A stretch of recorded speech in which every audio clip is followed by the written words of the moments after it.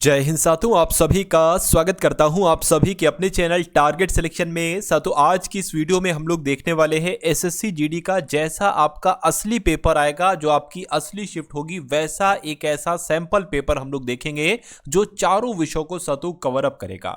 यानी कि आज की वीडियो भी साथियों आपके लिए बहुत खास होने वाली है। इस वीडियो के माध्यम से आपको पता चल जाएगा कि आपके पेपर में जो आपका असली पेपर होगा उसमें किस टाइप के किस तरह के सवाल पूछे जाएंगे। तो अगर आप इन सवालों को कर सकते हो तो यह माना जाएगा आप अपने उस एग्जाम को भी कर सकते हो जो आपके एग्जाम हॉल में होगा। तो सबसे पहले हिंदी, उसके बाद जीके, उसके बाद रीजनिंग और उसके बाद साथियों मैथ, यानी कि पूरे सिलेबस का निचोड़ आज की इस वीडियो में आप लोग देखेंगे। तो पहला सवाल आपकी स्क्रीन पर है, करके सही वर्तनी वाले शब्द का चयन करिए। यानी कि दीक्षा कैसे लिखा जाता है, तो मैं कहूंगा जैसे ऑप्शन नंबर डी में लिखा हुआ ऐसे लिखा जाता है। उसके बाद देखिए आपसे कहा जा रहा है कि केवल फलों पर जीवन निर्वाह करने वाले के लिए एक शब्द क्या होगा। तो उसको पता साथियों क्या कहा जाता है, आपसे पूछा जा रहा है। उसको फलाहारी कहा जाता है, जो केवल फलों पर जीवन निर्वाह करता है। आंसर जिनका ऑप्शन नंबर डी है तो बिल्कुल करेक्ट है। देखिए अन्नहारी, यहां पर ऑप्शन नंबर ए में लिखा हुआ, अन्न खाने वाले को अन्नहारी कहा जाता है। शाकाहारी की अगर बात करें साथियों, जो जैसे कि अगर बात करें जो साग सब्जी खाता है ना, उसको शाकाहारी कहते हैं। और अल्पाहारी उसे कहते हैं जो कम भोजन करता है, उसको साथियों अल्पाहारी कहा जाता है। इतनी जानकारी आपको याद रखना है। उसके बाद देखिए इहलोक का साथियों विलोम आपसे यहां पर पूछा जा रहा है, मुझे बताइए। तो इहलोक का विलोम क्या होता है साथियों, परलोक होता है। ये बात आपको ध्यान रखना है। अच्छा, सांसारिक यहां पर लिखा हुआ है, सांसारिक का अगर विलोम आपसे पूछा जाए तो आपको क्या बताना है, परलौकिक बताना है सांसारिक का विलोम। अगर साथियों भौतिक का विलोम अगर आपसे पूछा जाए तो आध्यात्मिक आपको बताना है, और लौकिक का विलोम आपसे पूछा जाए तो अलौकिक आपको बताना है। उसके बाद देखिए अगला सवाल आपकी स्क्रीन पर है, करके कमल का समानार्थी शब्द इसमें से क्या होगा। तो यहां पर अगर बात करते हैं साथियों, कमल का समानार्थी शब्द पयोज हो जाएगा, और पयोज कौन से ऑप्शन में हो, ऑप्शन नंबर डी वाले में है। उसके बाद देखिए नेक्स्ट नंबर का सवाल है, करके सही वर्तनी वाले शब्द का चयन करिए। यानी कि आपको बताना है लक्ष्मण कैसे लिखा जाता है। तो मैं तो कहूंगा जैसे ऑप्शन नंबर ए में लिखा हुआ है ऐसे लिखा जाता है लक्ष्मण। उसके बाद देखिए वह सीढ़ियों से ऊपर चढ़ गया, क्या इसमें दिए गए वाक्य के किस भाग में त्रुटि है, यह आपसे साथियों पूछा जा रहा है। वह सीढ़ियों से ऊपर चढ़ गया, बताइए। देखिए यहां पर सीढ़ियों जो है वो ऐसे नहीं लिख सातों सीढ़ियों लिखा जाता है। सीढ़ियों लिखा जाता है सातों कुछ इस प्रकार से, ऐसे करके ये करके सीढ़ियों। तो ये होना चाहिए सातों, ये नहीं होना चाहिए। तुम्हें का दिक्कत कहां पर है, दिक्कत यहां पर है, यहां पर है सातों। तो यही आपका जवाब हो जाएगा। चलिए नेक्स्ट नंबर के सवाल की तरफ बढ़ते हैं। आपसे कहा जा रहा है साथियों, मन में उत्पन्न होने से मैं कोई निर्णय ना कर सका, यानी कि खाली जगह है वो यहां पर है। तो कहा जा रहा है साथियों, मन में टकराव उत्पन्न होने से मैं कोई निर्णय ना कर सका, ये होगा। मन में द्वंद्व होने के उत्पन्न से मन में संघर्ष, या मन में साथियों युद्ध। तो मैं कह सकता हूं मन में द्वंद्व उत्पन्न होने से मैं कोई निर्णय ना कर सका, ये पूरा वाक्य होगा। और खाली जगह में जो शब्द आएगा वो द्वंद्व शब्द आएगा। उसके बाद देखिए कौन सा विलोम युग्म सुमेलित नहीं है, ये आपसे कुल मिला के यहां पर साथियों पूछा जा रहा है। तो देखिए अगर यौगिक का विलोम की अगर बात करते हैं साथियों, यौगिक का विलोम अयौगिक हो जाता है। लचीले का विलोम क्या हो जाता है साथियों, क्या लचकीला, लचकीले का विलोम साथियों कड़ा हो जाता है। यौवन की विलोम की अगर बात करें साथियों वार्धक्य हो जाता है। योगी का वियोगी नहीं होता है साथियों, योगी का विलोम होता है भोगी। तो कुल मिला के अगर बात करते हैं कि कौन सा विलोम युग्म सही नहीं है, ऑप्शन नंबर डी वाला सही नहीं है। उसके बाद देखिए आपसे कहा जा रहा है कि यहां पर क्या है, आकाश को चूमने वाला, इसके लिए एक शब्द क्या होगा। तो उसको तो गगनचुंबी कहा जाता है साथियों, आकाश को चूमने वाले को गगनचुंबी कहा जाता है। ये बात आपको ध्यान रखना है। अच्छा, आकाशवाणी, पता है आकाशवाणी का मतलब क्या होता है। आकाश से सुनाई पड़ने वाली वाणी को क्या कहा जाता है, तो आकाशवाणी कहा जाता है। उसके बाद देखिए उदार शब्द का साथियों विलोम क्या हो सकता है, मुझे बताइए। देखिए अगर कृपण का विलोम आपसे पूछ लिया जाए तो क्या बताना है आपको साथियों, उदार बताना है। तो कृपण का विलोम उदार, या उदार का विलोम पूछा जाए तो कृपण आपको बताना है। आसक्त का विलोम अगर आपसे पूछा जाए तो क्या आपको बताना है, अनासक्त आपको बताना है। अगर अनुदात्त का विलोम अगर आपसे पूछा जाए तो आपको क्या बताना है, अनुदात्त। और साथियों विनीत का आपसे, देखिए विनीत की अगर बात करें तो विनीत का विलोम तो उद्धत होता है। और अनुदात्त की अगर बात करें, अनुदात्त का विलोम साथियों क्या हो जाएगा, उदात्त हो जाएगा। ठीक है ना। चलिए अगला सवाल देखिए साथियों, सही वर्तनी वाले शब्द का चयन करिए। आपसे कहा जा रहा है उत्कृष्ट कैसे लिखा जाता है, तो उत्कृष्ट की अगर बात करें साथियों, उत्कृष्ट की अगर बात करें कुछ इस प्रकार से साथियों लिखा जाता है। और ऐसे कहां पर लिखा हुआ है, ऐसे ऑप्शन नंबर ए में लिखा हुआ है, तो जिनका आंसर ऑप्शन नंबर ए है तो बिल्कुल करेक्ट है। उसके बाद देखिए एक मुहावरा यहां पर आपको दे रखा है साथियों, रंग लाना। रंग लाने का मतलब क्या होता है ये आपको बताना है। परिवर्तन होना, धाक जमना, प्रभाव उत्पन्न करना या प्रोत्साहित होना। रंग लाना यानी कि प्रभाव उत्पन्न करना। आंसर आपका जो जाएगा साथियों वो ऑप्शन नंबर सी के साथ जाएगा, ठीक है ना। चलिए उसके बाद देखिए अगले नंबर का क्वेश्चन है। 12 सवाल हो चुके हैं, 8 सवाल हिंदी के लगभग और आपके सामने से गुजरेंगे। आपसे कहा जा रहा है साथियों, मुझे है कि आपकी दावत में सम्मिलित नहीं हो सकूंगा। अब यहां पर आपको साथियों खाली जगह एक दी गई है, मुझे गिलानी है कि मैं आपकी दावत में सम्मिलित नहीं हो सकूंगा, या मुझे खेद है, या मुझे शोक है, या मुझे हर्ष है। यहां पर खाली जगह में जो शब्द आएगा वो ऑप्शन नंबर बी वाला आएगा, और पूरा वाक्य ऐसे बन जाएगा कि मुझे खेद है कि मैं आपकी दावत में सम्मिलित नहीं हो सकूंगा। देखिए जो खाली जगह वाले साथियों प्रश्न होते हैं ना, ये लगभग मान के चलिए 20 हिंदी के सवालों में से 2 से 3 सवाल पूछे जाते हैं। इसलिए हर बार मैं आपके लिए खाली जगह के सवाल भी साथियों लेकर आता हूं, ठीक है ना। यानी कि जैसा आपका पेपर पूछा गया पिछली साल में, जो पिछली बार आपका पेपर हुआ था, जैसे हिंदी के क्वेश्चन, जैसे रीजनिंग मैथ्स के क्वेश्चन, वो सारे जैसे जीके वगैरह क्वेश्चन, वैसे क्वेश्चन साथियों मैं लेकर आया हूं, ठीक है ना। तो ये सवालों को अगर आप देखेंगे, इस क्लास को अगर आप देखेंगे, तो मेरा मानना है कि इतने निपुण आप बन जाएंगे हर एक सब्जेक्ट में। कम से कम इतना निपुण मैं आपको बना दूंगा कि जो फाइनल लिस्ट हो साथियों, जो सिलेक्शन वालों की फाइनल लिस्ट में हो, उसमें आपका नाम हो। जरूरी नहीं कि आपका नाम सबसे ऊपर हो या ऊपर वाले लोगों में से ऊपर हो, लेकिन बीच में कहीं भी उसमें आपका नाम आ जाएगा। क्योंकि फिर अगर आप टॉप में आना चाहते हैं, टॉप 1000 में, टॉप 100 में, फिर उसके लिए बहुत आपको पढ़ाना पड़ेगा, और उतना आप लोग पढ़ भी नहीं पाओगे। तो समझदारी इसी में होगी कि सिर्फ उतना पढ़िए कि जिससे सिलेक्शन हो जाए, यानी कि जो आपकी कट ऑफ रहे उससे कुछ नहीं 10 नंबर सातों आपके ज्यादा आ जाए, कोई दिक्कत नहीं, जो फाइनल कट ऑफ हो आपकी, है ना। और इतना ही मैं आपको पढ़ा रहा हूं, IAS PCS वाले लेवल का नहीं पढ़ा रहा हूं। चलिए तो अगला सवाल आपकी स्क्रीन पर है, सही वर्तनी वाले शब्द का चयन करिए। तो मैं आपको एक बात बता दूं कि डेली एक क्लास मैं SSC GD के लिए लेता हूं, डेली टारगेट सिलेक्शन पर इसको सर्च करिए, वीडियो वाले सेक्शन में आइए, वहां पर आपको लेटेस्ट वीडियो मिल जाएगी, ठीक है ना। तो पदार्थ आपको बताने कैसे लिखा जाता है साथियों, जैसे ऑप्शन नंबर सी में लिखा हुआ है ऐसे लिखा जाता है पदार्थ। कह रहे कि हिमालय का इसमें से समानार्थी शब्द साथियों क्या होगा। तो हिमालय के तो बहुत सारे समानार्थी हो सकते हैं, जैसे कि जो नगराज शब्द की अगर बात करें, ये हिमालय का ही तो सातों एक समानार्थी शब्द है। उसके अलावा पर्वतराज, ये भी सातों हिमालय का ही एक समानार्थी शब्द है।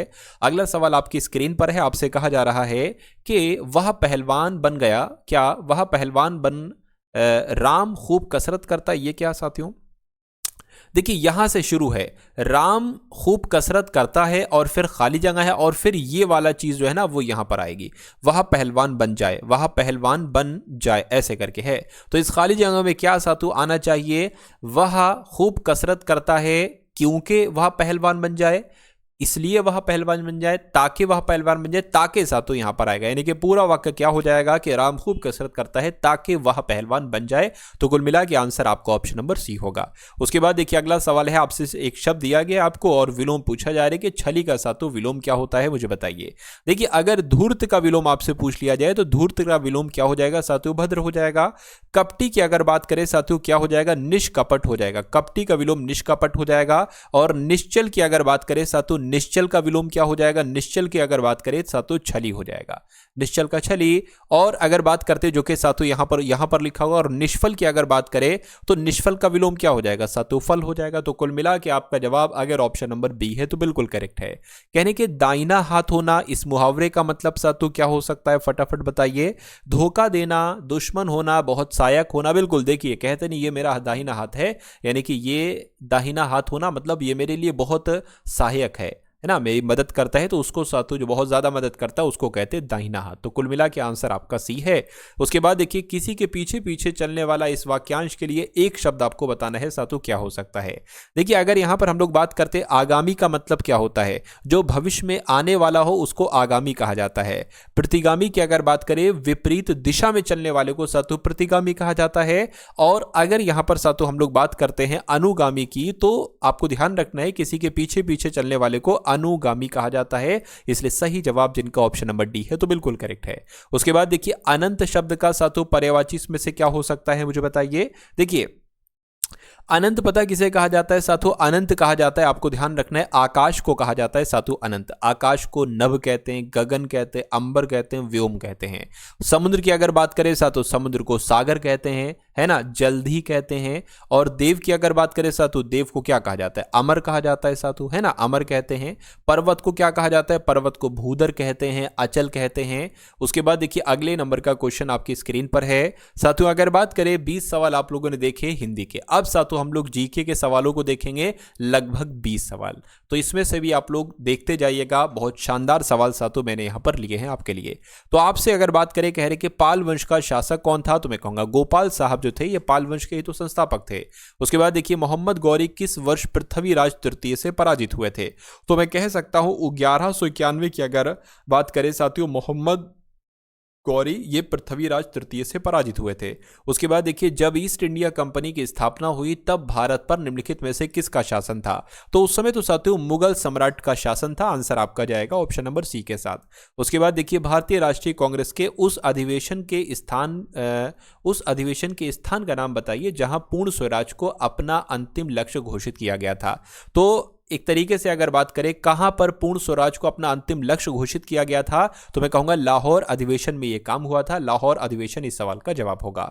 अलीगढ़ मुस्लिम विश्वविद्यालय की स्थापना साथियों किसके द्वारा की गई थी, तो किसके द्वारा की गई थी? सर सैयद अहमद खान के द्वारा की गई थी। ये बात आपको ध्यान रखना है।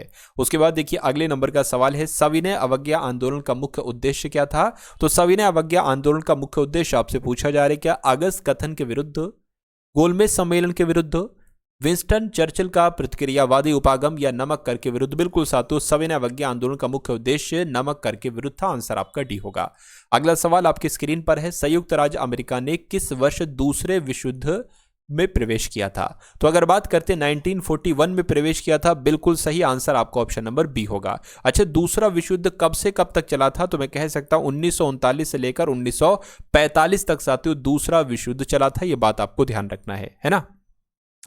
चलिए अगला सवाल देखिए, कह के भारतीय संविधान में जो अनुच्छेद 19 है ये क्या कहता है? अनुच्छेद 19 की अगर बात करें तो ये कहता है वाक और अभिव्यक्ति स्वतंत्रता के अधिकार के बारे में साथियों कहता है अनुच्छेद 19, ये आपको ध्यान रखना है।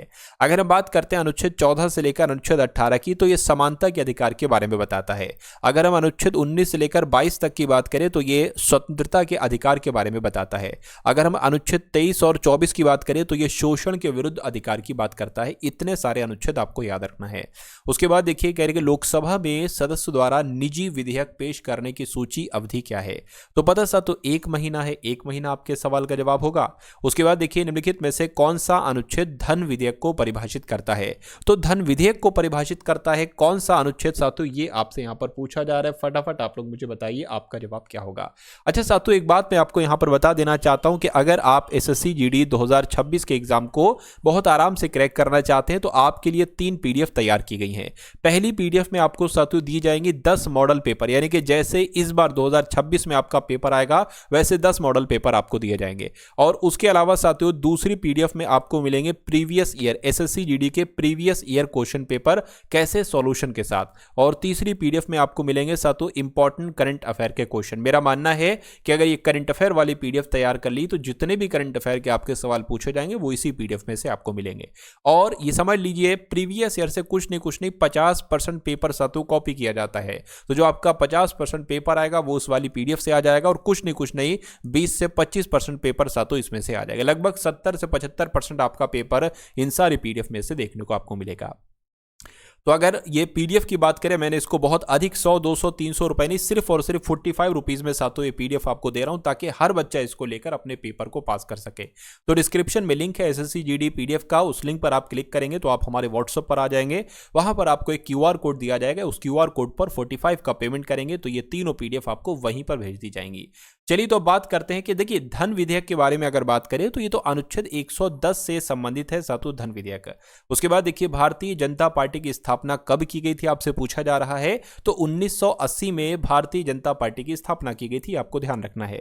अगला सवाल आपकी स्क्रीन पर है, कह रहे कि अंतर्राष्ट्रीय चावल अनुसंधान संस्थान कहां पर स्थित है। तो अगर आपका जवाब साथियों मनीला है तो आपका जवाब बिल्कुल करेक्ट हो जाएगा, यानी कि फिलीपींस की राजधानी मनीला में ही अंतर्राष्ट्रीय चावल अनुसंधान संस्थान साथियों स्थित है। उसके बाद देखिए, कह रहे कि भारत श्रीलंका को अलग करने वाली जल राशि कौन सी है। तो किसकी बात चल रही है साथियों, पाक जल संधि की अगर बात करें तो ये भारत और श्रीलंका को अलग करती है, बात आपको ध्यान रखना है। अगर हम बात करते हैं 10 डिग्री चैनल की तो ये अंडमान और निकोबार को अलग करती है। अगर हम बात करें 8 डिग्री चैनल की तो ये मालदीव को लक्षद्वीप से अलग करती है। उसके बाद देखिए अगला सवाल है, करके दक्षिण भारत का मैनचेस्टर किसे कहा जाता है। तो कोयम्बटूर की अगर बात करें, कोयम्बटूर को दक्षिण भारत का मैनचेस्टर कहा जाता है ना। उसके अलावा अगर बात करें, आपसे पूछा जाता है कि उत्तर भारत का मैनचेस्टर किसे कहा जाता है। तो उत्तर भारत का मैनचेस्टर साथियों कानपुर शहर को कहा जाता है, और दक्षिण भारत का मैनचेस्टर तमिलनाडु के कोयम्बटूर को कहा जाता है, जो आपको मैंने बताया। भारत का मैनचेस्टर की अगर बात करें तो ये गुजरात के अहमदाबाद को कहा जाता है, भारत का मैनचेस्टर। ये 3-4 पॉइंट आप लोग याद रखेंगे जो मैंने आपको बताए हैं। नेपाली भाषा मुख्य रूप से किस राज्य में बोली जाती है। तो नेपाली भाषा की अगर बात करिए सिक्किम में बोली जाती है, आंसर आपका ऑप्शन नंबर सी होगा। उसके बाद देखिए अगला सवाल आपकी स्क्रीन पर है, कह रहे कि हाल ही में किसने पूर्व सैनिकों के लिए ई सेहत टेली कंसल्टेंसी सुविधा शुरू की है। तो किसकी बात चल रही है, भारतीय सेना की बात चल रही है, करंट अफेयर के सवाल है। तो भारतीय सेना ने अभी हाल फिलहाल में पूर्व सैनिकों के लिए ई सेहत टेली कंसल्टेंसी सुविधा शुरू की है, आंसर आपका सी होगा। कह रहे कि कुल्हाड़ी बंद पंचायत अभियान ये किस राज्य में शुरू किया गया है। तो ये मैं कह सकता हूं महाराष्ट्र में, राजस्थान में या आंध्र प्रदेश में। ये कहां पर शुरू किया गया है, ये राजस्थान में शुरू किया गया है, कुल्हाड़ी बंद पंचायत अभियान, आंसर आपका ऑप्शन नंबर बी होगा। उसके बाद देखिए, कह रहे कि राष्ट्रपति द्रौपदी मुर्मू जी ने किस देश में अंतर्राष्ट्रीय शिक्षा सम्मेलन को संबोधित किया है। तो किसकी बात चल रही है, मैं कहूंगा न्यूजीलैंड की बात चल रही है, क्योंकि राष्ट्रपति द्रौपदी मुर्मू जी ने न्यूजीलैंड देश में अंतर्राष्ट्रीय शिक्षा सम्मेलन को संबोधित किया है। उसके बाद देखिए एयरपोर्ट पर पंजाब सहायता केंद्र खोला गया है। तो किसकी बात चल रही है, यानी कि चेन्नई एयरपोर्ट की, मुंबई एयरपोर्ट की, दिल्ली एयरपोर्ट की, दिल्ली एयरपोर्ट पर पंजाब सहायता केंद्र खोला गया है, यह बात आपको ध्यान रखना है। उसके बाद देखिए अगला सवाल आपकी स्क्रीन पर है, आपसे कहा जा रहा है कि किस राज्य की विधानसभा में एंटी पेपर लीक विधेयक पास हुआ है। तो मैं कह सकता हूं बिहार राज्य की विधानसभा में एंटी पेपर लीक विधेयक पास हुआ है। सही जवाब अगर आपका ऑप्शन नंबर बी के साथ है तो बिल्कुल करेक्ट है। अब उसके बाद साथियों आपके हिंदी के क्वेश्चन हो चुके, आपके जीके के क्वेश्चन हो चुके, और अब साथियों यहां पर आप लोग देखेंगे रीजनिंग के एकदम टॉप लेवल के साथियों क्वेश्चंस। उन क्वेश्चंस को मैंने सम्मिलित किया है इस वीडियो में जो आपके संभावित सवाल है, जो आपके आने की पूरी साथियों संभावना है। चलिए तो रीजनिंग के इन सवालों को देखिए, इसमें आसान सवाल भी हैं, कठिन सवाल भी हैं, है ना। चलिए तो पहला सवाल आपकी स्क्रीन पर है, आपसे कहा जा रहा है कि एक कागज का टुकड़ा मान लीजिए आपके पास ऐसा है चौकोर टाइप का, आपने इसको बीच से फोल्ड किया और ये वाला पार्ट, नीचे वाला पार्ट आप ऊपर ले गए, है ना, ऊपर आपने कर दिया। उसके बाद अब आपके सामने ऐसे एक करती आ गई, आपने बीच से यहां से फोल्ड किया और ये वाला पार्ट आप राइट पर ले गए। अब आपके पास एक ऐसा टुकड़ा आ गया, आपने किया क्या, आपने यहां पर गोला बनाया, आपने यहां पर चौकोर बनाया और आपने यहां पर बड़ा सा चौकोर बनाया। जब आप इसकी तह खोलोगे जो आपने लगाई थी, 1 2 3 तह लगाई थी, 3 तह खोलोगे तो ये कैसा दिखाई देगा, ऐसा, ऐसा, ऐसा या सातु ऐसा। देखिए यहां पर मुझे ऐसा लगता है कि अगर मैं यहां पर अगर बनाने की कोशिश करूं इसको, तो ये 4 है, 4 बार खुलेगा, है ना। यहां पर देखिए एक बड़ा सा चौकोर है और यहां पर एक छोटा सा चौकोर है और यहां पर एक गोला है, तो गोला यहां पर भी आएगा, ठीक है ना। गोले के आगे गोला कहां कहां आएगा, सबसे पहले ये आप लोग देख लीजिए गोला कहां कहां आएगा। देखिए गोला यहां आएगा, है ना। तो उसके अलावा अगर बात करते हैं तो फिर यहां पर भी आना चाहिए, यहां पर भी आना चाहिए, यहां पर भी आना चाहिए। उसके अलावा चौकोर आपका यहां पर आएगा, चौकोर बड़ा वाला सा तो यहां पर आएगा। अब यहां पर एक चीज ये देखिए साथियों कि अगर यहां पर हम लोग बात करते हैं, ये 4 आना चाहिए, 1 2 बड़े वाले 4, एक ये और एक ये, लेकिन यहां पर 3 दे रखे हैं तो ये तो गलत हो जाएगा, यहां पर 2 दे रखे हैं ये भी गलत हो जाएगा, यहां पर साथ तो 4 दे रखे हैं, यहां पर भी 4 दे रखे हैं।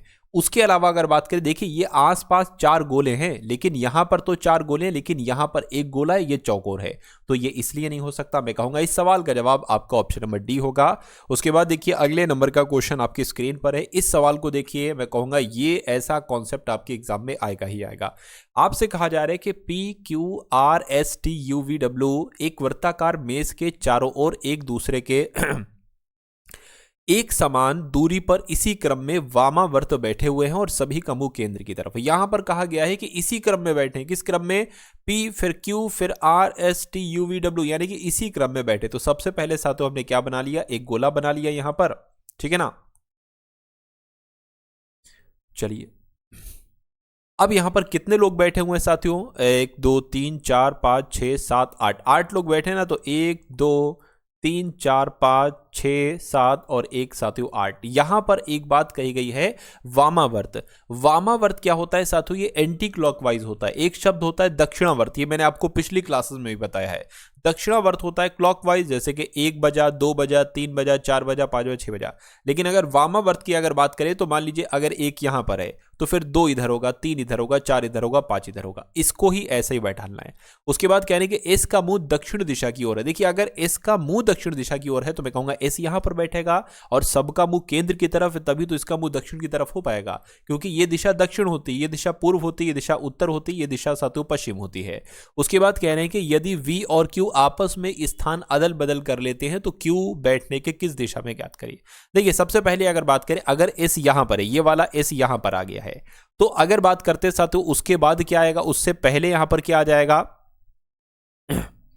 इससे अगर बात करते साथियों क्या आ जाएगा? T आ जाएगा, उसके बाद U आ जाएगा, उसके बाद V आ जाएगा, उसके बाद साथियों यहां पर W आ जाएगा, खत्म। अब इससे पहले क्या क्या है साथियों? R है देखिए, उसके बाद Q है और उसके बाद साथियों P है। तो ये P Q R S ये एंटी क्लॉकवाइज में बैठे, यानी कि ये वामावर्त में बैठे हैं। उसके बाद एक बात यहां पर कही गई है कि V और Q आपस में स्थान बदल लेते हैं। तो V और Q को हटा दीजिए। V कहां पर है? यहां पर है, और Q यहां पर है, तो यहां पर आप Q की जगह V रख दीजिए और यहां पर फिर क्या रख दीजिए? V और Q आपका साथियों यहां पर आ जाएगा। इतनी बात क्लियर है? चलिए कोई दिक्कत नहीं है। अब आपसे कहा जा रहा है कि Q बैठने की किस दिशा, मतलब Q के बैठने की दिशा ज्ञात कीजिए। तो Q कहां पर है? देखिए जरा साथियों, Q आपका यहां पर है, यानी कि Q कहां पर बैठा है? तो मैं कहूंगा ये दिशा, ये पश्चिम होती है, ये दक्षिण होती है। पश्चिम और दक्षिण दिशा की तरफ वो बैठा हुआ है। तो दक्षिण पश्चिम या पश्चिम दक्षिण कहां पर लिखी हुई है? ऑप्शन नंबर बी में लिखी हुई है। तो जिनका आंसर यहां पर ऑप्शन नंबर बी के साथ था, मैं कहूंगा आंसर आपका बिल्कुल करेक्ट था।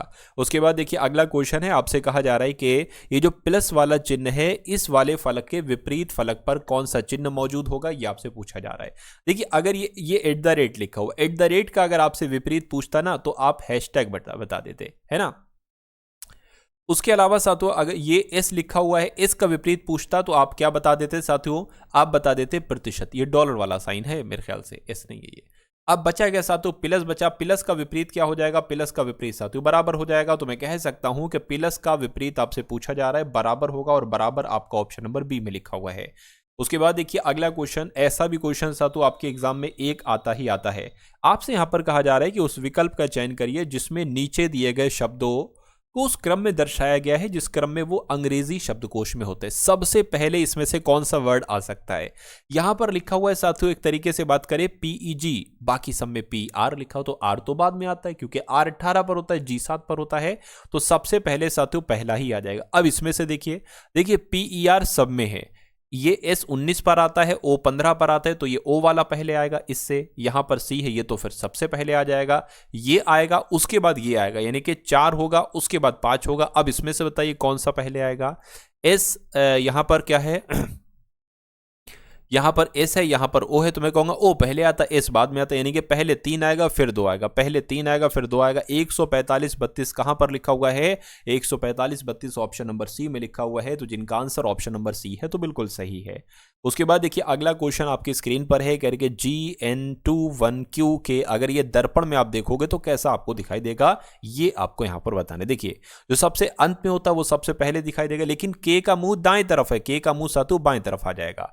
Q की अगर बात करें, Q कुछ ऐसे बन जाएगा। 1 की अगर बात करें, 1 कुछ ऐसे बन जाएगा। 2 कुछ ऐसे बनेगा। N की अगर बात करें तो N कैसे बनेगा? N साथियों ऐसे बनेगा। और G की अगर बात करें, G कुछ ऐसे बनेगा। तो ये कहां पर लिखा हुआ है, कहां पर बना हुआ है? ऐसा ऑप्शन नंबर सी में है। तो ऑप्शन नंबर सी आपके इस क्वेश्चन का बिल्कुल सही और सटीक जवाब हो जाएगा।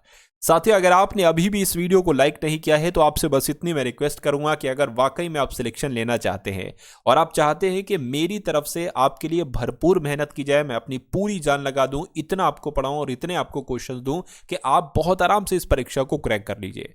क्योंकि देखिए, मेरा ऐसा मानना है कि अगर आपके पास कोई रोजगार नहीं है तो ये एसएससी जीडी की जॉब आपके लिए साथियों बेस्ट है। कैसी है साथियों? बेस्ट है। और अगर वाकई में अपने अंतिम रूप से ये दृढ़ निश्चय ले लिया है कि इस बार एसएससी जीडी 2026 वाली वैकेंसी में आपको सिलेक्शन लेना ही लेना है हर हालत में, तो आपका स्वागत है मैं कहूंगा। यानी कि मैं आपको साथियों इतना पढ़ा दूंगा, इतना एक्सपर्ट बना दूंगा कि आपका सिलेक्शन साथियों हो जाएगा। इससे ज़्यादा मुझे नहीं लगता कि आपको इससे ज़्यादा कुछ चाहिए है मुझसे। और मैं आपके लिए जितना कर सकता हूं उतना साथियों कर रहा हूं, मैं अपनी पूरी मेहनत कर रहा हूं। तो आप हमारी हर वीडियो को लाइक किया कीजिए, तभी तो मुझे पता चलेगा कि आप लोग पसंद कर रहे हो और मुझे और ज़्यादा मेहनत करना चाहिए।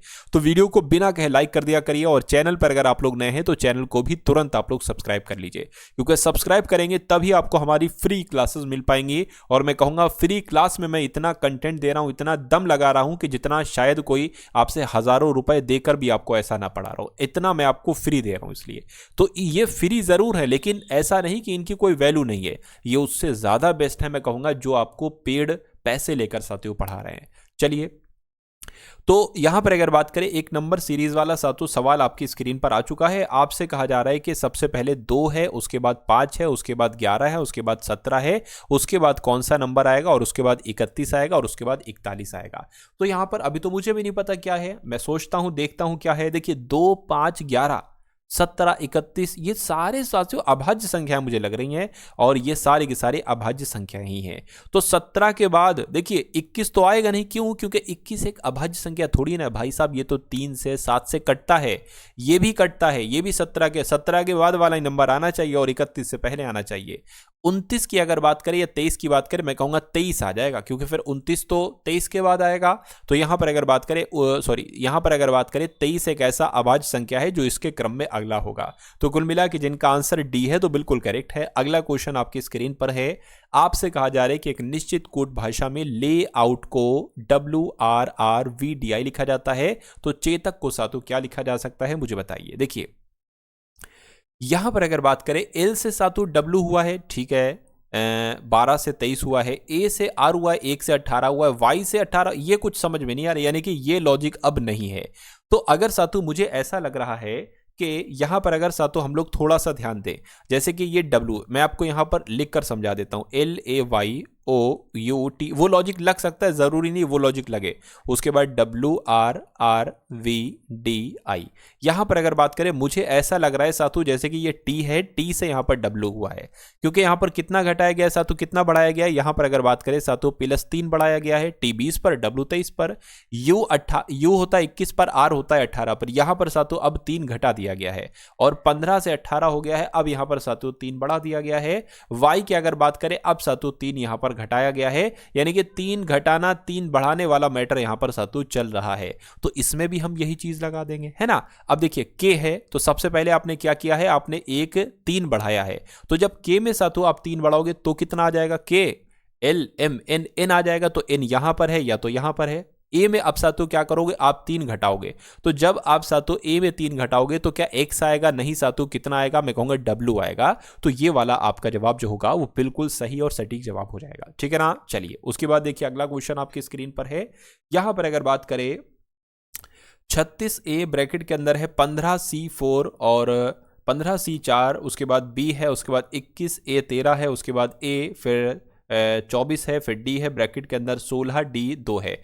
तो यहां पर कहा गया कि A का अर्थ क्या है सातों, A जहां पर आपको दिखे वहां पर प्लस लिख देना। B का अर्थ की अगर बात करें, B का अर्थ सातों क्या है, ये माइनस होगा तो माइनस आ जाएगा। C के अर्थ की अगर बात करें गुणा है, और D का अर्थ क्या है सातों डिवाइड, यानी कि यहां पर क्या भाग होना चाहिए, तो भाग है। इसको सॉल्व कर लीजिए। देखिए साथियों यहां पर अगर बात करें तो सातों देखिए सबसे पहले ये लिख लीजिए 36 और फिर ये लिखते जाइए, साथ में लिखते जाइए, क्या दिक्कत है ना। ब्रैकेट के अंदर आ जाएगा 15 और C का मतलब है गुणा और फिर 4 आ जाएगा। B का मतलब क्या है, B का मतलब माइनस है, और ब्रैकेट के अंदर 21 प्लस 13 के अगर बात करें 13 आ जाएगा, और फिर A है यानी कि प्लस, फिर 24 आपका आ जाएगा, D का मतलब भाग है, ब्रैकेट के अंदर क्या है सातों 16 है, डिवाइड आपका 2 आ जाएगा। अब देखिए 36 आ गया ये, प्लस 15 चौक कितना हो जाएगा 60 हो जाएगा, माइनस 21 और 13 की अगर बात करें तो 4 हो गया और 3 हो गया, ठीक है 24 यहाँ पर आ जाएगा। अब देखिए यहाँ पर भाग दोगे तो 2 एकम 2 अट्ठे 16 आएगा, और 8 8 आ जाएगा, 8 की 24 से करोगे तो 8 3 24 आ जाएगा,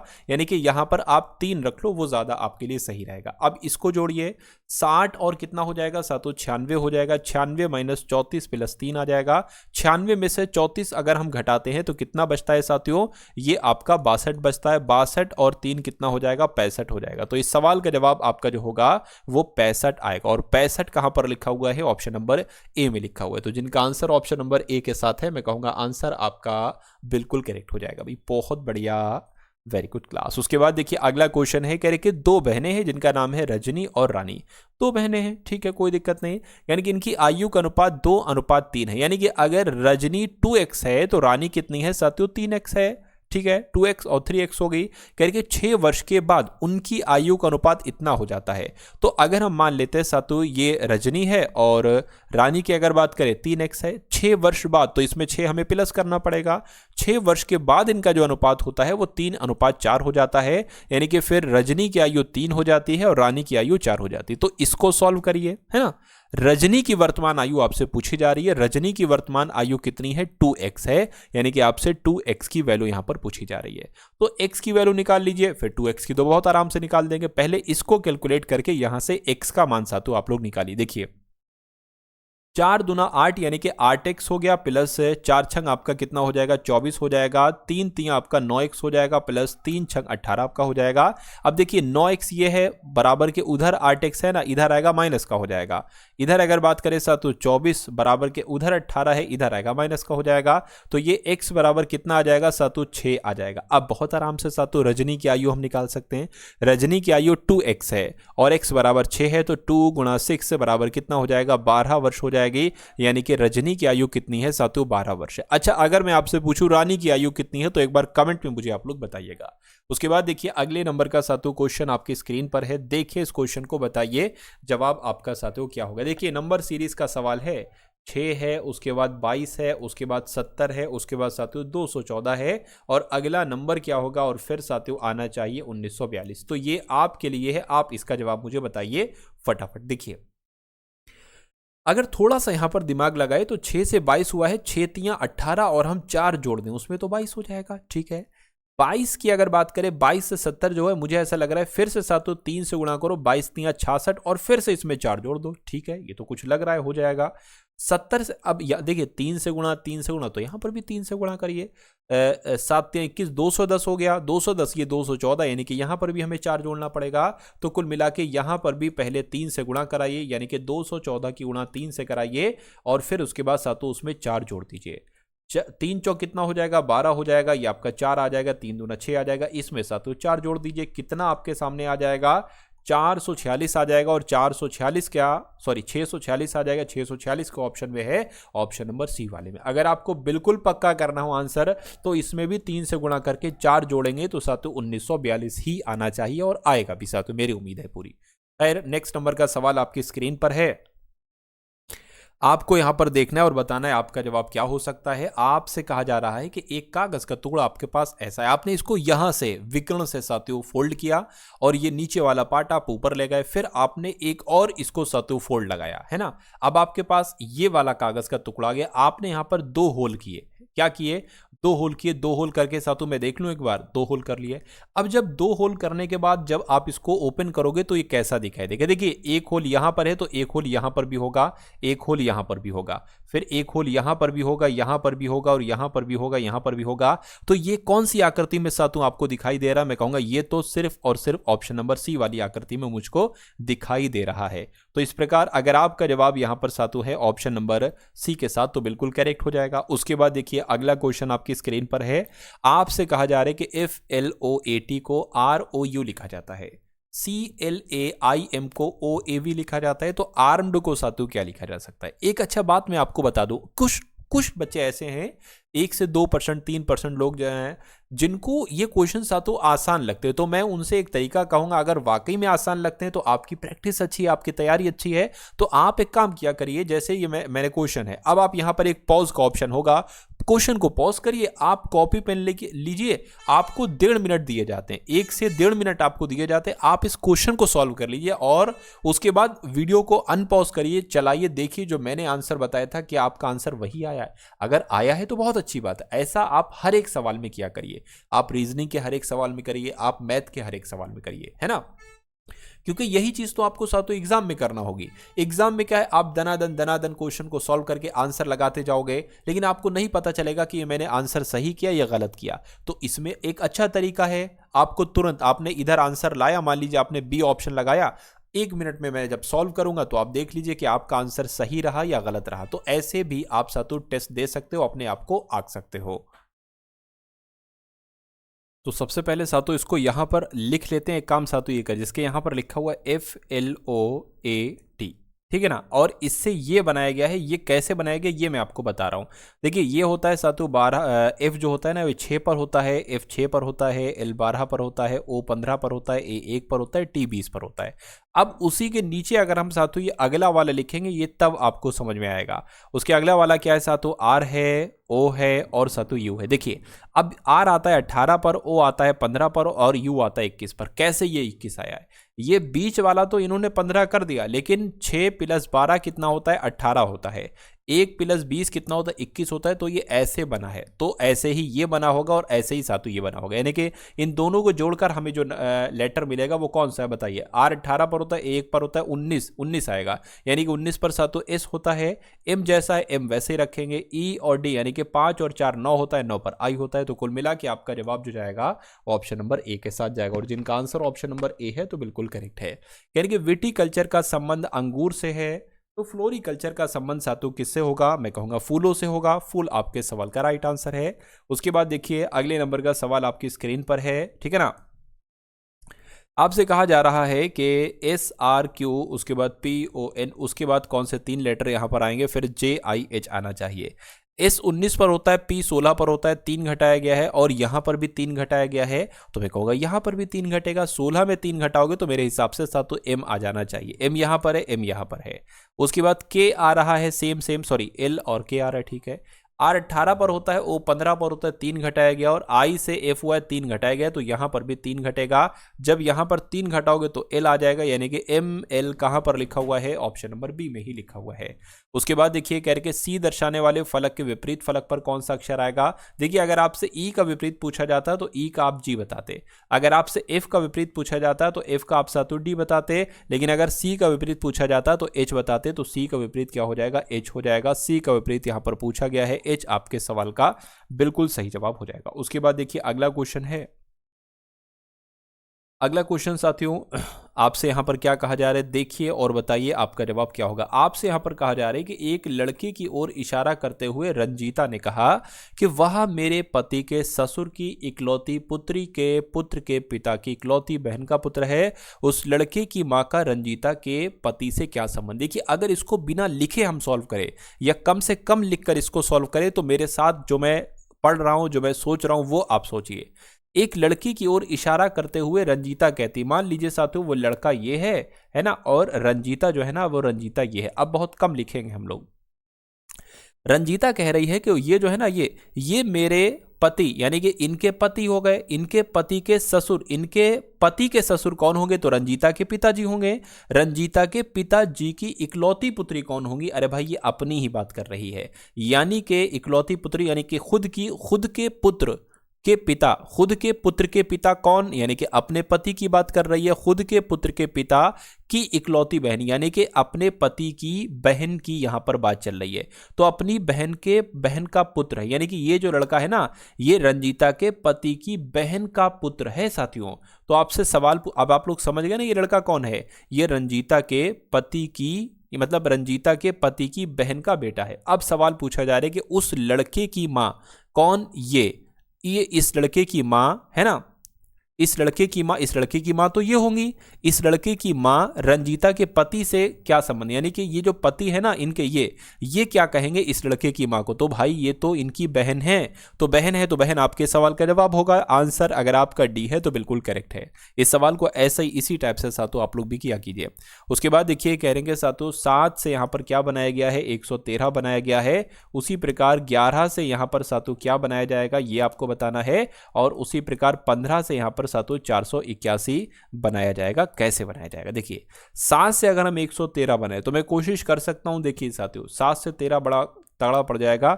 अगर हम साथियों यहाँ पर 7 का स्क्वायर ले लें तो हमें 49 मिल जाएगा। अगर हम 49 की गुणा साथियों 2 से करने तो कितना आ जाएगा बताइए, 98 आ जाएगा। थोड़ा थोड़ा नजदीक हमें ऐसा लग रहा है। अगर हम 98 में कितना जोड़े ये आ जाए साथियों बताइए। अगर हम इसमें साथियों देखिए इसी का ही यानी कि क्या जोड़ने साथियों, अगर मैं कहूँ इसी यानी कि इस नंबर का 7 गुणा 2 जोड़ने अगर हम, है ना, और फिर हम +1 कर दें तो साथियों हमें ये 113 यहाँ पर मिलेगा। ठीक है ना। चलिए अब साथियों यही लॉजिक हम यहाँ पर अपनाते देखते हैं कि ऐसा हो सकता है, या एक काम करें इसमें साथियों डायरेक्ट अपना ले। तो मैं कहूँगा 11 का अगर आप क्या करोगे साथियों स्क्वायर करोगे, 11 का स्क्वायर करोगे तो कितना आ जाएगा, 121 आ जाएगा, है ना, क्योंकि यहाँ पर बड़े नंबर मिल रहे हैं साथियों। अब यहाँ पर हमने क्या किया था, ये हमें मिल गया। उसके बाद साथियों 11 की गुणा 2 से करोगे, 11 की गुणा 2 से करके एक प्लस करने की कोशिश करोगे तो 121 ये कितना हो जाएगा साथियों, ये आपका 22 हो जाएगा। तो ये 3 हो गया, 4 हो गया, एक यहाँ पर आ जाएगा। ठीक है ना, और एक यहाँ पर आ जाएगा। उसके बाद साथियों क्या करोगे, देखिए 11 का स्क्वायर 121 हो जाएगा। अच्छा यहाँ पर 2 से गुणा भी तो कराई गई थी, एक सेकंड रुकिए, यानी कि यहाँ भी हमें 2 से गुणा कराना है। 2 से गुणा कराने के बाद जो आपको जोड़ना है वो फिर साथियों ये जोड़ना है 7 गुणा 2 यानी कि 11 गुणा 2 जोड़ना है। तो इसको जरा करिए, 2 एकम 2, 2 दूना 4, 2 एकम 2 प्लस अब इसमें साथियों 22 करना और फिर उसके बाद एक और प्लस करना है। तो कितना हो जाएगा साथियों, ये 4 हो जाएगा, 2 2 4 हो गया, ये 6 हो जाएगा, 2 हो जाएगा, एक जोड़ दीजिए 265 आ जाएगा। क्या 265 ऑप्शन में है? मैं कहूँगा बिल्कुल है, ऑप्शन नंबर सी वाले में है। तो ये ऐसे साथियों सवाल होगा, इसको 1-2 बार आप करेंगे तो आ जाएगा। और अच्छा एग्जाम में आएगा तो यही सेम टू सेम, सिर्फ हो सकता हो अगर शायद नंबर चेंज हो गया तो वो अलग बात है, लेकिन यही कॉन्सेप्ट आएगा साथियों। इसलिए तैयार कर लीजिए इस क्वेश्चन को 1 से 2 बार करके। उसके बाद देखिए कथन और निष्कर्ष पर आधारित सवाल आपकी स्क्रीन पर है। आपसे कहा जा रहा है कि सभी चूहे कुत्ते हैं। तो मान लेते हैं साथियों ये चूहे हो गए और ये सभी चूहे क्या हो गए साथियों, सभी चूहे जो है ना वो कुत्ते हो गए। यानी कि कुछ चूहे मुर्गियां हैं, तो मान लेते इतने चूहे साथियों क्या हो गए, इतने चूहे मुर्गियां हो गई। अब निष्कर्ष पढ़िए और बताइए कौन सा सही कौन सा गलत। कुछ चूहे कुत्ते हैं, कुछ चूहे कुत्ते हैं, बिल्कुल साथियों। जब सारे चूहे कुत्ते हैं तो मैं कहूंगा कुछ चूहे कुत्ते हैं, है ना, कुछ चूहे कुत्ते हैं, ये आपका सही हो जाएगा, कोई दिक्कत नहीं है। देखिए सभी चूहे कुत्ते हैं, सभी चूहे कुत्ते हैं हो गया है। कुछ चूहे मुर्गियां हैं, कुछ चूहे मुर्गियां हैं, ये भी हो गया है। कुछ चूहे कुत्ते हैं, कुछ चूहे कुत्ते हैं, सही है। कुछ मुर्गियां चूहे हैं, कुछ मुर्गियां चूहे हैं, ये भी बिल्कुल सही है। यानी कि दोनों ही सातों यहां पर आपका सही हो जाएंगे। आंसर आपका ऑप्शन नंबर डी होगा। चलिए उसके बाद देखिए अगला क्वेश्चन आपकी स्क्रीन पर है। यहां पर अगर बात करें आपसे कह रहे हैं कि भतीजी, ब्यूटिशियन, महिलाएं। देखिए जितनी भी भतीजियां हैं वो सब महिलाएं हैं, यानी कि ये क्या हो गई, ये भतीजी हो गई, और जितनी भी भतीजियां हैं ये सब महिलाओं के अंतर्गत ही तो आएंगी। अब यहां पर अगर बात करें कुछ ब्यूटिशियन हो सकता हो साथियों भतीजी और महिला हो, तो कुल मिला के कुछ ऐसा आ जाएगा। और ऐसा कहां पर बना हुआ है, ऐसा ऑप्शन नंबर सी में बना हुआ है। तो ये ऑप्शन नंबर सी आपके इस क्वेश्चन का जवाब है। उसके बाद देखिए अगला क्वेश्चन आपकी स्क्रीन पर है। ओ है, खाली जगह है, के एम है, खाली जगह है, ओ पी के है, खाली जगह है, ए ओ है, उसके बाद 2 बार खाली जगह है, और एम है, और फिर सातों ए है। तो इसको आपको यहां पर सॉल्व करना है। देखिए सबसे पहले काउंट करिए, 1 2 3 4 5 6 7 8 9 10 11 12 13 14 15 15 है। तो मैं कहूंगा सातों 5 5 का बनना चाहिए। 1 2 3 4 5 ही अलग, 1 2 3 4 5 ही अलग, 1 2 3 4 5 ही अलग। आप देखोगे सातों अंत में ए आ रहा है, ए यहां पर आ रहा है, ए यहां पर आ रहा है, तो अंत में यहां पर भी सातों ए आ जाएगा। अब आपको अंतिम के 3 मिल गए हैं सातों। देखिए के एम ए, यहां पर एम ए तो है लेकिन के नहीं है, तो के बना लिया, के एम ए हो गया। के है, एम नहीं है, तो के एम ए हो गया। अब पूरा आपको मिल गया है ओ पी के एम ए, ओ पी के एम ए, ओ पी के एम ए, ओ PKMA। अब आप देख लीजिए अपने पेन से आपने क्या क्या लिखा है, आपने P लिखा है, आपने A लिखा है, आपने M लिखा है, आपने PK और क्या लिखा है साथियों, आपने A लिखा है, ठीक है ना। तो ये ऑप्शन में साथियों का ये A तो नहीं लिखा है ना, हाँ A नहीं लिखा, A तो पहले से लिखा हुआ था, चलिए तो हटा दिया मैंने। तो PAMPK कहाँ पर लिखा हुआ है, कौन सा ऑप्शन में लिखा हुआ है, PAMPK ऑप्शन नंबर साथियों B में लिखा हुआ है। तो B जिनका आंसर है, मैं कह सकता हूं आंसर आपका बिल्कुल करेक्ट हो जाएगा भाई, बहुत बढ़िया, वेरी गुड क्लास। चलिए उसके बाद देख लेते हैं अगले नंबर का क्वेश्चन आपकी स्क्रीन पर है। देखिए साथियों भी मैथ्स के क्वेश्चन भी हम लोग देखेंगे, ध्यान रखिएगा। इसको देखिए पहले, एक निश्चित कूट भाषा में RAT को 39 लिखा जाता है, DOG डॉग को 26 लिखा जाता है, YAK को क्या लिखा जा सकता है, मुझे बताइए। अगर इसको हम जोड़ें जैसे कि 18 + 1 + 20 तो ये कितना हो जाएगा, ये 39 हो जाएगा, ठीक है कोई बात नहीं। उसी प्रकार मेरे हिसाब से यहाँ पर भी होगा, 4 + 15 + 7 कितना हो जाएगा, 22 23 24 25 26, ठीक है। तो 25 + 1 + 11 कितना हो जाएगा, ये 12 हो जाएगा, 37 हो जाएगा साथ। तो 37 कौन से ऑप्शन में है, ऑप्शन नंबर C वाले में है। उसके बाद देखिए अगले नंबर का क्वेश्चन है। तो अब आपके सामने साथियों यहाँ पर मैथ्स के क्वेश्चन स्टार्ट हो चुके हैं। तो इन मैथ्स के सवालों को बहुत अच्छे तरीके से आप लोग देखिएगा। ये कॉन्सेप्ट मैंने एक एक क्वेश्चन साथियों, एक एक कॉन्सेप्ट आपके लिए बहुत ही इंपॉर्टेंट होने वाला है। चलिए तो आपसे कहा जा रहा है कि एक निर्माता ने एक वस्तु पर 1400 रुपए का मूल्य अंकित किया, यानी कि कोई वस्तु है उस पर उसने अंकित कर दिया कि भाई साहब ये 1400 रुपए की है, और एक खुदरा विक्रेता को 25% की छूट पर इसे बेचा, यानी कि वो है तो 1400 रुपए की, लिखा 1400 रुपए है, लेकिन उसने 25% छूट भी दे दी उसको। तो ये वस्तु उसको 75% में साथियों पड़ेगी। सबसे पहले आप यही देख लीजिए ना कि जब 25% की छूट देगी तो वो वस्तु कितने रुपए की उसको पड़ेगी। 25 तियां 25 चौक, 4 से कट करें, 4 तियां 12, 4 पंजे 20, 0, 35 तियां कितने होते हैं साथियों, 105 होते हैं, 105 और जो 0 लगा है वो आ गया। यानी कि जब कोई वस्तु 1400 रुपए की है और उस पर 25% की छूट दी जाती है तो वो 1400 की जगह 1050 की हो जाएगी। अच्छा उसके बाद कहा जा रहा है 25% की छूट पर इसे बेचा गया, ठीक है, यानी कि जिसने इसे बेचकर 12% का लाभ अर्जित किया, यानी कि 1050 रुपए की चीज है, इस पर 12% का सातु लाभ अर्जित किया गया है, ठीक है कोई दिक्कत नहीं है। तो विक्रेता ने वस्तु को किस मूल्य पर बेचा, ये आपसे पूछा जा रहा है। तो 12% का लाभ हुआ है, इसको ऐसे बेचो कि 12% का लाभ हो, तो इसको 112% में आपको बेचना चाहिए, तभी 12% का लाभ होगा। अब इसको सातों आप कैलकुलेट करा लीजिए, ठीक है ना। देखिए 0 से 0 कैंसिल हो जाएगा, 2 पंजे 10, 2 छंग 12, 2 पंजे 10 आ गया, 5 दूना और 5 एकम 21 की गुणा 56 से करा लीजिए, आपका आंसर आ जाएगा। तो ये 6 कम 6, 6 दूना 12 आ गया, 5 एकम 5, 5 दूना 10 आ गया, 6 आ गया, 7 आ गया, 1 आ गया, 1 आ गया, यानी कि 1176 रुपए की वो वस्तु हो जाएगी जब उस पर 12% का लाभ पाना होगा। आंसर आपका सी है। उसके बाद देखिए अगला क्वेश्चन है, कह रहे कि 12 मीटर, 15 मीटर, 20 मीटर विमाओं वाले एक कमरे की 4 दीवारों पर 2 मीटर स्क्वायर की दर से पुताई कराई जानी है, तो सातों आपसे पूछा जा रहा है कितना खर्च आएगा। देखिए अगर आपसे यहां पर कहा जाता कि कमरे के चारों दीवारों का क्षेत्रफल बताइए, है ना, तो कमरों के कमरों के चारों दीवारों का क्षेत्रफल निकालने के लिए हमें उसकी तीनों विमाओं के बारे में जानकारी होना चाहिए। उस समय इसका जो मान लीजिए उस समय हमेशा क्या होता है, 1 रुपए मीटर स्क्वायर की दर से पुताई की जाएगी, मतलब जो क्षेत्रफल निकलेगा वो ऑटोमेटिक 1 रुपए की किया जाएगा, 1 रुपए मतलब उस पर चार्ज लगा होगा, ये हमेशा ऐसा ही होता है। लेकिन यहां पर 2 रुपए है, 1 रुपए तो ऑटोमेटिक होगा, यानी कि जब आप इसका चारों दीवारों का क्षेत्रफल निकालोगे तो ऑटोमेटिक उसका जो क्षेत्रफल निकलेगा वो 1 रुपए मीटर की दर से निकलेगा। लेकिन उसको यहां पर 2 रुपए कहा गया है, तो जो क्षेत्रफल निकले साथों उसको आप 2 से गुणा करा लेना, आपको पता चल जाएगा कि कमरे की चारों दीवारों पर 2 रुपए मीटर स्क्वायर की दर से पुताई करा जाने की लागत कितनी। तो सबसे पहले तो आपको यह मालूम होना चाहिए कमरे की चारों दीवारों का क्षेत्रफल कितना होता है। तो कमरे की चारों दीवारों का क्षेत्रफल का सूत्र क्या होता है, 2 गुणा लंबाई प्लस चौड़ाई, यानी कि है ना, लंबाई प्लस चौड़ाई और सातों गुणा एच आ जाएगी, ऊंचाई आ जाएगी।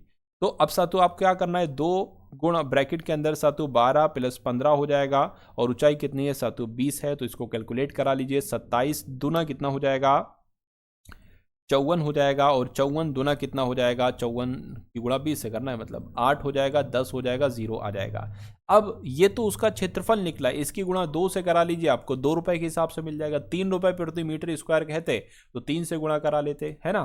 तो 2 अट्ठे 16 हो जाएगा, 2 कम 2, यानी कि 2160 रुपए आपके इस क्वेश्चन का जवाब हो जाएगा। उसके बाद देखिए अगला सवाल आपकी स्क्रीन पर है। आपसे कहा जा रहा है कि स्थान ए से स्थान बी तक ट्रेन और बस के किरायों का अनुपात 3:5, यानी कि अगर एक जगह से आप ए से बी तक जाते हो, अगर ट्रेन से जाते हो तो 3 रुपये पड़ते हैं, और अगर बस से जाते हो तो 5 रुपये पड़ते हैं। यानी कि यदि ट्रेन का किराया 15% बढ़ जाता है, 15% बढ़ जाता है, और बस का किराया 10% बढ़ जाता है, तो ट्रेन और बस के नए किराए का अनुपात कितना होगा। देखिए ये क्या हो गया, ये हो गया आपका साथियों ट्रेन का किराया, है ना। ए और बी के स्थान ट्रेन और बस के किराया होगा, हाँ ये ट्रेन का किराया हो गया। और इस पर जो ट्रेन का किराया बढ़ता है 15% बढ़ता है, यानी कि 15% बढ़ेगा तो भाई साहब 115% हो जाएगा, बटे 100 लिखोगे। उसके बाद साथियों जो 5 है ना, 5 यानी कि जो बस का किराया है 5 रुपए है मान लीजिए, इस पर 10% बढ़ता है तो 110% हो जाएगा। इन 100 से ये 100 आपका कैंसिल हो जाएगा। अब क्या आ जाएगा, 3 गुणा 115 बटे 5 गुणा 110 आ जाएगा। इसको आप कैलकुलेट करने की कोशिश कीजिए, यहीं से आपको ट्रेन और बस के नए किरायों का अनुपात पता चले, यानी कि यही अनुपात है ऐसे मान लीजिए। तो अगर 5 से कट करे, 5 दूना 10, 5 तियाँ 15 हो जाएगा, है ना। 5 एकम 5, ये तो हो ही गया है। इसको अगर और सातों कट करे, क्या ये कट होगा, ये कट देखिए 23 तियाँ कितना हो जाएगा, 3 तियाँ 9, 3 दूना 6 और 110 आ जाएगा। तो मैं कहूँगा यही अनुपात निकलेगा, और 69:110 कहाँ पर लिखा हुआ है, ऑप्शन नंबर सी में लिखा हुआ है। तो ट्रेन का 69 और बस का 110, आंसर आपका ऑप्शन नंबर सी होगा। उसके बाद देखिए अगला क्वेश्चन आपकी स्क्रीन पर है, मैं बता देता हूँ साथियों यहाँ पर क्या क्या है। यहाँ पर अगर बात करें साथियों, 2 भाग ब्रैकेट के अंदर -6 भाग है, 2 गुणा 3 है, ब्रैकेट बंद है, गुणा 3 - 1 है, इसको आपको सॉल्व करना है। देखिए यहाँ पर सातों अगर हम लोग इसको सॉल्व करने पर आए तो कैसे सातों इसको यहाँ पर सॉल्व किया जा सकता है। सबसे पहले भाग लगी हुई तो 2 एकम 2, 2 तियाँ 6, यानी कि यहाँ पर माइनस का 3 आ जाएगा, और फिर माइनस का 3 फिर गुणा 3 है तो 3 तियाँ 9 आ जाएगा। तो 2 भाग माइनस का 9 आ जाएगा, गुणा आपका 3 - 1 यहाँ पर आ जाएगा। इतनी बात क्लियर है। अब देखिए 2 भाग लगा है ना, तो ये क्या आ जाएगा, एक सेकेंड, 2 है भाग है तो ये, लेकिन माइनस का ये है, और इधर कितना है सातों, 3 है, माइनस का 1 आ जाएगा। 3 से कट करोगे माइनस का 3, 2 बटे माइनस का 3 और 1 यहाँ पर आ जाएगा माइनस का। समझ गए, इतनी बात क्लियर है। अब इसको आगे और बढ़ा लीजिए, 2 माइनस का, देखिए अब ये इसकी गुणा सातों इससे हो जाएगी, ठीक है ना। तो 3 एकम कितना हो जाएगा सातों, यहाँ पर 3 हो जाएगा। इतनी बात सातों क्लियर है। और बटे क्या आ जाएगा सातों, यहाँ पर 3 आ जाएगा, लेकिन माइनस की गुणा -1 से होगी तो ये साथियों माइनस माइनस प्लस हो जाएगा, ये माइनस ये प्लस हो गया, लेकिन ये जो माइनस का 3 है ये माइनस का 3 रहेगा। तो ऊपर 5 आ जाएगा साथियों, ये 3 आ जाएगा, कुल मिला के माइनस का 5/3 आपका जवाब होगा। लेकिन ऐसा कहाँ पर लिखा हुआ, नहीं लिखा हुआ है। तो एक काम करिए साथियों, क्या माइनस का 5/3 है, तो एक काम करिए साथियों, ये 3 लिख लिया, 3 एकम 3 आपका हो जाएगा, बचेगा क्या 2, वो यहाँ हो जाएगा। यानी कि माइनस का 1 सही 1/2 कहाँ पर लिखा हुआ है, ऑप्शन नंबर सी में लिखा हुआ है। तो जिनका आंसर ऑप्शन नंबर सी के साथ है तो बिल्कुल करेक्ट हो जाएगा।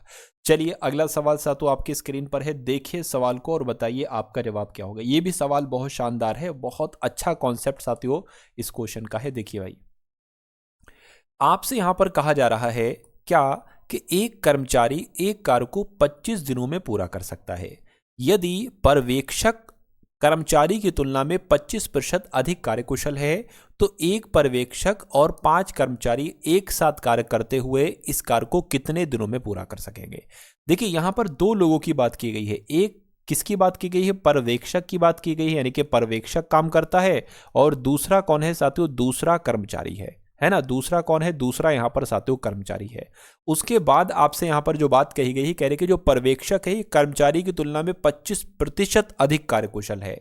यानी कि अगर बात करते साथियों, अगर ये इसकी क्षमता कार्यकुशलता की अगर बात करें, यानी कि क्षमता की अगर बात करें, तो अगर कर्मचारी की 100 है तो ये 25% अधिक है साथियों पर्यवेक्षक की, तो इसकी कितनी होगी, 125 होगी। अगर इसको हम कट करते हैं साथियों, देखिए ऐसे करके कट करें तो 25 चौक और साथियों 25 पंजे आ जाएगा।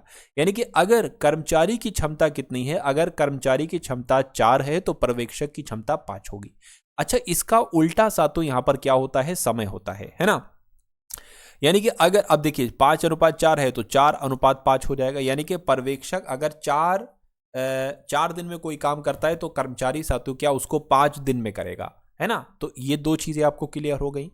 उसके बाद साथियों यहां पर अगर बात करें, अब एक काम करिए, आप कुल कार्य देख लीजिए आखिर कुल कार्य है कितना। देखिए यानी कि कर्मचारी एक कार्य 25 दिनों में करता है, कर्मचारी की क्षमता कितनी, कर्मचारी की क्षमता साथियों 4 है, यानी कि डेली 4 काम करता है।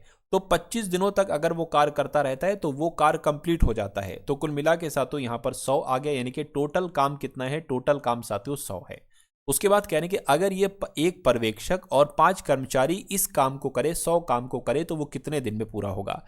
पर्यवेक्षक एक दिन में मान लीजिए कितना कार्य करता है, 5, और कर्मचारी देखिए पर्यवेक्षक एक दिन में 5 कार्य करता है, और अगर बात करते हैं 5 कर्मचारी, एक कर्मचारी 4 काम कर रहा है तो 5 कर्मचारी 20 काम करेंगे, यानी कि एक दिन में जो काम होता है 25 काम होता है।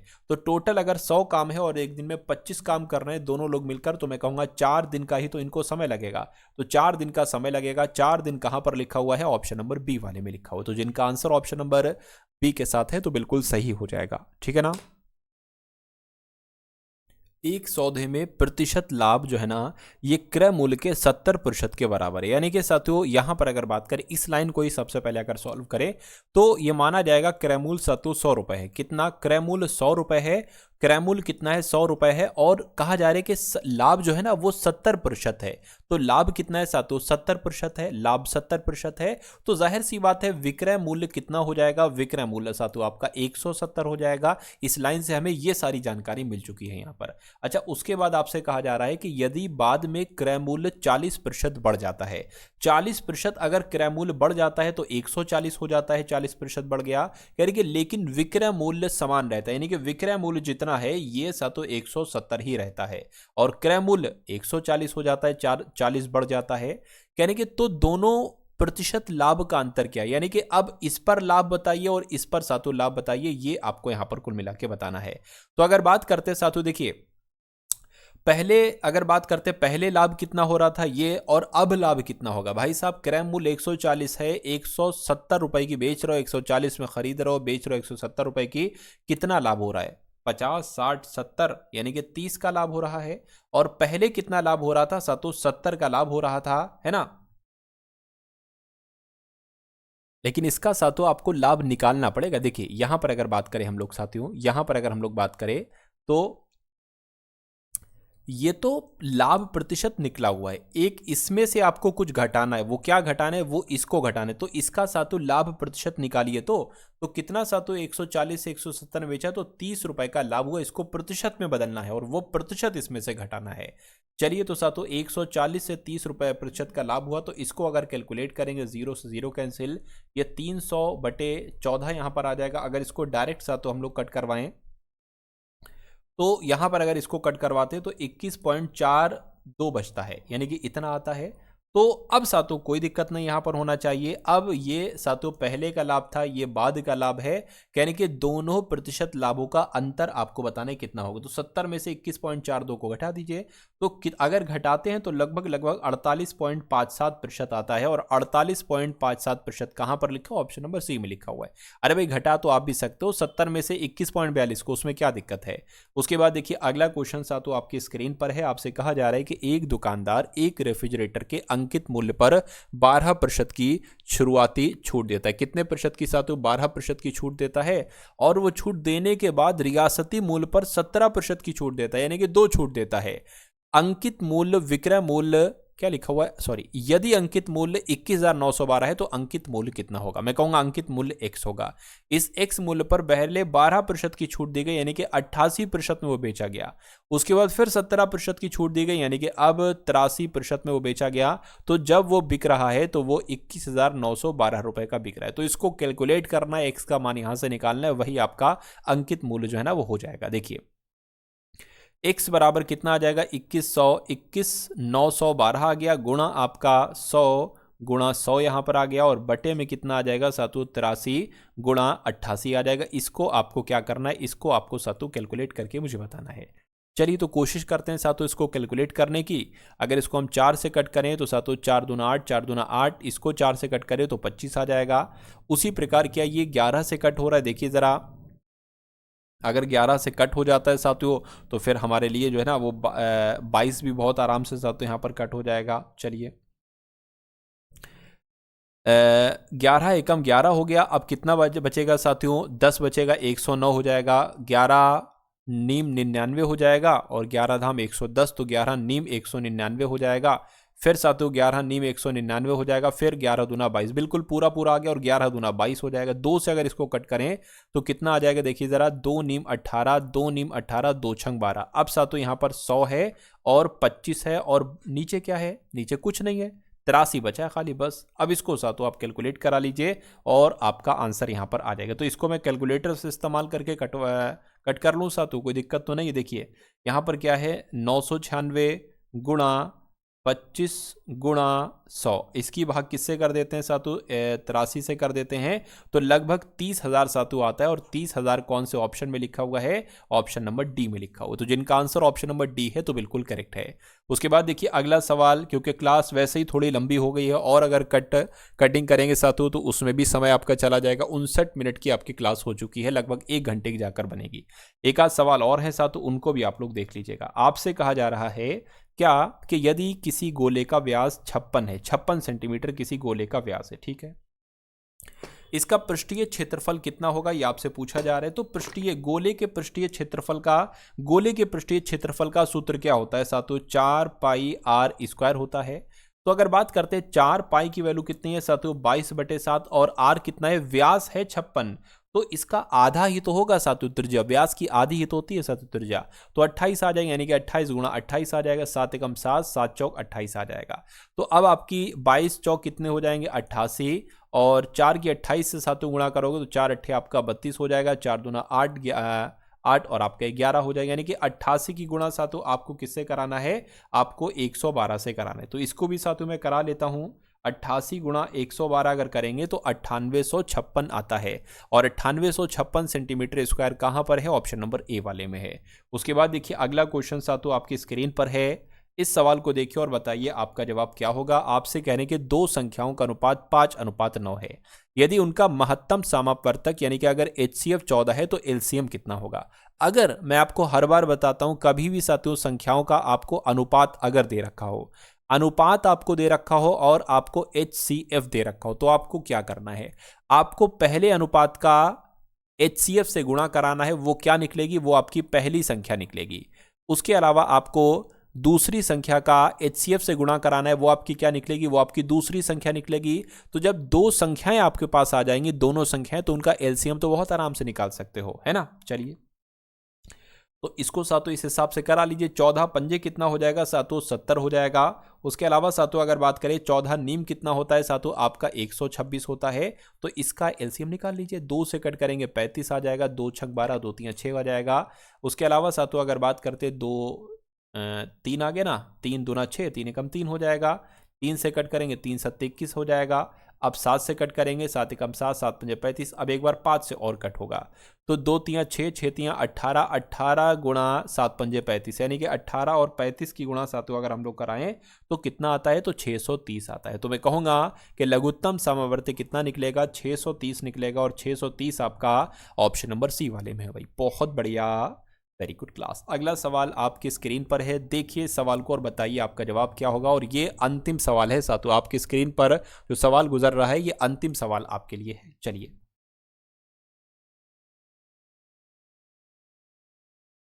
आपसे कहा जा रहा है कि एक व्यंजक है 20% ऑफ 80 प्लस 2x बराबर 45% ऑफ 30 प्लस 20% ऑफ 85, इसमें आपको x का मान निकालना है, क्या हो सकता है।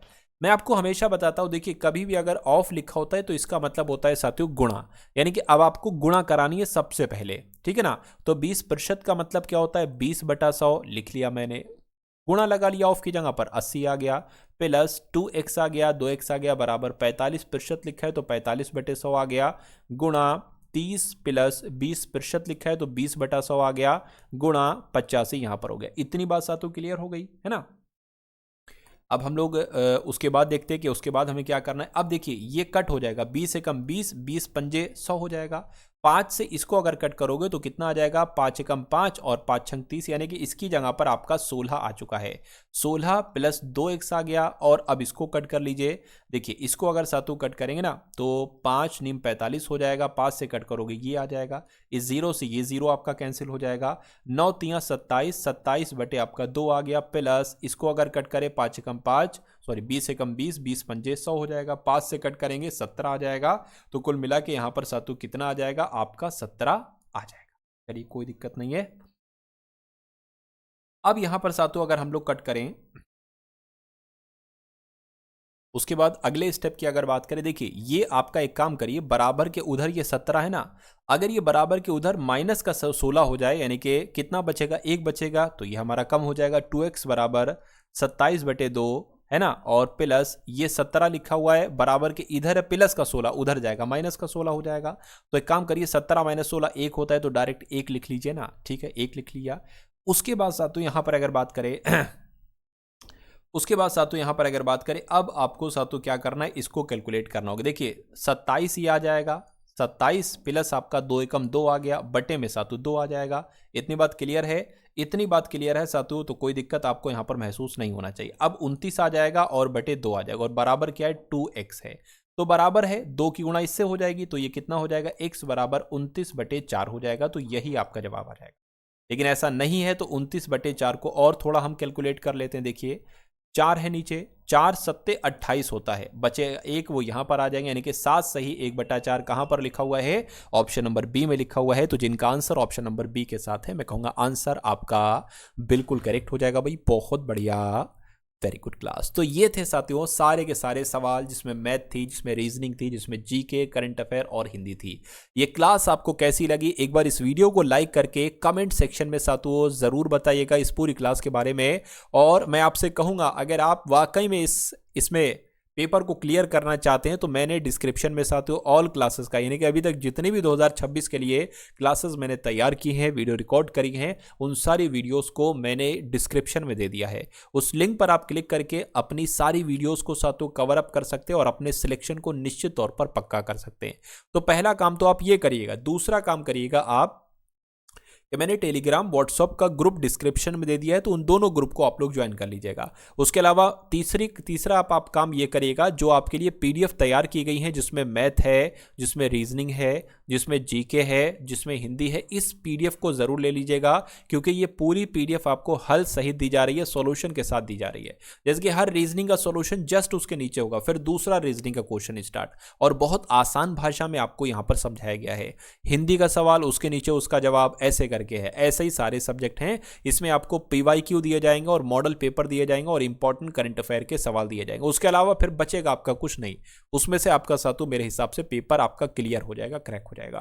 तो डिस्क्रिप्शन में उसका लिंक है, सिर्फ और सिर्फ 45 रुपीज में आपको वो पीडीएफ दी जा रही है। डिस्क्रिप्शन में लिंक है, जाकर ले लीजिएगा जाकर, ठीक है ना। तो इस वीडियो को अपने मित्रों के साथ साथ जरूर शेयर कर दीजिएगा, मुझे बहुत अच्छा लगेगा। तो मिलते हैं हम सभी लोग आने वाली वीडियो में। जय हिंद साथियों।